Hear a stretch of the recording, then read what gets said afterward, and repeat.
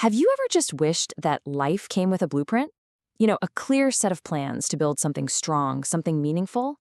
Well, today, that's exactly what we're unpacking. And look, this isn't just some random list of tips. It's a full 25-point framework for constructing a life that's more resilient and way more purposeful. We all have those moments, right, where the path forward feels, well, totally uncertain. This whole framework is designed to bring a little order and a lot of clarity to that journey. So think of this as our construction manual. We're going to assemble this blueprint together, piece by piece. All right, so our blueprint is built in 4 key parts. First, we're going to lay the foundation, which is all about your inner core. Then, we'll assemble our toolkit for sharpening the mind. From there, we'll step into the arena and figure out how to engage with the world. And finally, we'll map out the path, which is all about forging ahead with resilience. Okay, part 1, the foundation. Just like any great building, a strong life has to be built on solid ground. This first section is all about forging your personal integrity and, maybe most importantly, taking radical ownership of your entire journey. So what does this foundation actually look like day to day? Well, it starts with living in transparency because that frees you from the weight of shame. It means becoming a guardian of your personal space, both your home and your heart, to really lock down your peace. And here's the big one. It's that deep realization that you don't have to prove yourself to anyone. That frees up all your energy for what really matters, doing what you were put here to do. This brings us to the absolute cornerstone of the foundation, radical responsibility. And the source material is incredibly direct on this point. You control what you consume and you control where you place yourself. So if you end up in the wrong place at the wrong time, that ownership is yours.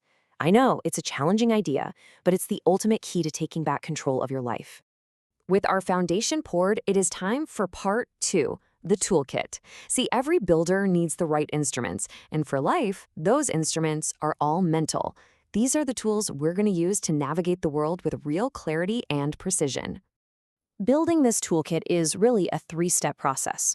It all starts with knowledge, arming yourself for whatever battles are coming your way. That knowledge then fuels discernment, which is just the ability to judge things wisely. And finally, both of those lead to interpretation, the absolutely crucial skill for reading the world and, not making the same mistakes over and over again. So what does interpretation really mean here? This isn't some English class literary analysis. It's about accurately reading the signals the world is constantly throwing at you. Honestly, it's a survival skill, one that guides your actions for self-preservation and helps you make progress. Here's a super simple but really powerful analogy. When you see a red light, you don't sit there and debate its philosophical meaning, right? No, you interpret the signal instantly, you stop. The goal is to apply that same clear, immediate interpretation to all the other signals in your life. That's what keeps you safe and moving forward. All right, so we've got a solid foundation and a sharp toolkit. Now we're ready to step into part 3, the arena. This is where the real test begins, applying all our internal principles to the external world of people, relationships, and society. Navigating this arena really comes down to a clear code of conduct. Respect isn't something you demand, it's earned through your own focus. It means consciously choosing to honor other people's boundaries, and it means protecting your relationships from the chaos of temporary circumstances. This even extends to society itself. Obeying the laws of the land is the groundwork for everyone to prosper. Interacting with other people is such a delicate balance. On the one hand, unity is absolutely key for everyone to succeed together. But on the other hand, there's this powerful emphasis on discretion. The old phrase, loose lips sink ships, is a perfect reminder. Sometimes the wisest thing you can do is just listen. True mastery is knowing when to speak up and when to stay quiet. Foundation, tools, and social rules. Check, check, and check. Now for the final piece of the puzzle, part 4, the path. This is where the blueprint truly comes to life, through forward momentum, through action, resilience, and the absolute refusal to stay down when you get knocked off course. Let's be real.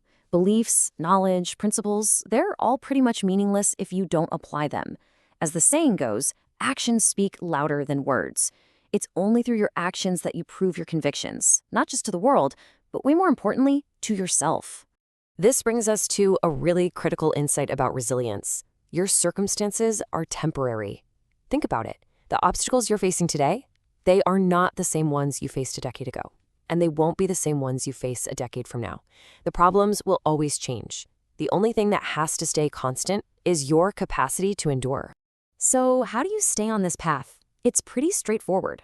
You choose to be an overcomer. You stay hopeful and prepared for whatever's next. If you get led astray, and you will, your only job is to get back on the right path. And above all, you endure. The blueprint is simple. You only win when you refuse to quit. So let's bring this all together. We've laid a foundation of integrity, we've assembled a mental toolkit, we've learned how to navigate the social arena, and we've mapped a path of resilience. These 4 parts, they all combine to create one cohesive, powerful blueprint for a principled life. Okay, the plans are now in your hands. The real question isn't whether the blueprint works. The question is, what are you going to build with it? So look at the 4 parts: foundation, toolkit, arena, and path. Where does your work begin? Where will you lay the very first stone?